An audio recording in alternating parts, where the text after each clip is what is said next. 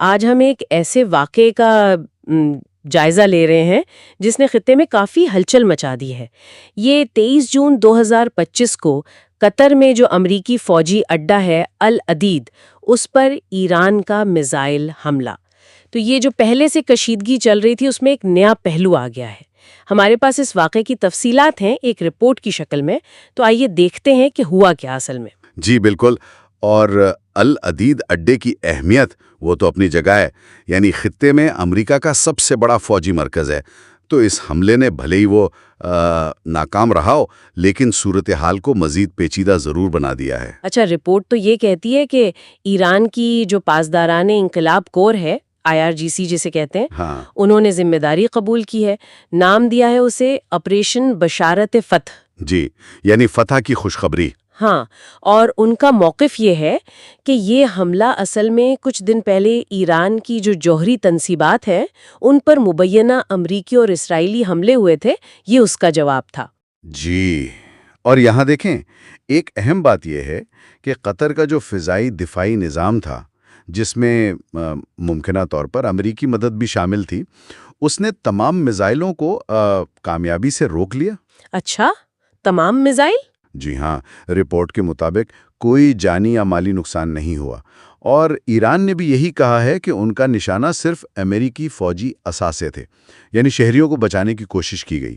لیکن یہ کامیابی تو ٹھیک ہے دفاعی نظام کی، مگر قطر نے تو اس پر بڑا سخت رد عمل دیا ہے، شدید مذمت کی، کہا کہ یہ ہماری خود مختاری پر حملہ ہے۔ بالکل بالکل۔ اور سفارتی نتائج کی دھمکی بھی دی۔ یہ بات کیا یہ حیران کن نہیں کہ اتنا بڑا حملہ اور مکمل ناکام؟ دیکھیں، یہ قابل غور تو ہے واقعی۔ ایک طرف تو یہ دفاعی نظام کی کامیابی ہے، ظاہر ہے، لیکن دوسری طرف یہ سوال بھی ہے کہ کیا مستقبل میں بھی ایسا ہی ہوگا؟ کیا زیادہ جدید حملے نہیں ہو سکتے؟ تو یہ ایک امتحان تھا، مگر کوئی مستقل گارنٹی نہیں۔ صحیح۔ ایران کا پیغام تو پہنچ گیا میرے خیال میں۔ حملہ ناکام ہوا ٹھیک ہے، لیکن پیغام واضح تھا کہ وہ جواب دے سکتے ہیں اور ارادہ بھی رکھتے ہیں۔ اور اس کے فوری اثرات بھی ہم نے دیکھے۔ متحدہ عرب امارات، بحرین، ان ممالک نے فوراً پروازیں معطل کر دیں۔ جی ہاں، احتیاطاً۔ اور پورے خطے میں فوجی الرٹ بھی بڑھا دیا گیا، تو گویا ایک ہلچل مچ گئی۔ بالکل، اور اب ظاہر سب کی نظریں ہیں امریکہ کے رد عمل پر کہ وہ کیا کرتے ہیں۔ کیا کوئی فوجی جواب آئے گا، یا صرف سفارتی دباؤ، یا پھر خطے میں کشیدگی کا ایک نیا، شاید زیادہ خطرناک دور شروع ہو سکتا ہے۔ یہ صرف میزائل نہیں تھے، یہ ایک تصویراتی پیغام تھا جس کے جواب کا انتظار ہے۔ تو یعنی خلاصہ یہ ہوا کہ ایک بڑا جرأت مندانہ قدم تھا ایران کی طرف سے، جسے دفاعی نظام نے ناکام تو بنا دیا، لیکن اس نے بے چینی بڑھا دی ہے اور ایک بڑا سوال چھوڑ دیا ہے کہ آگے کیا؟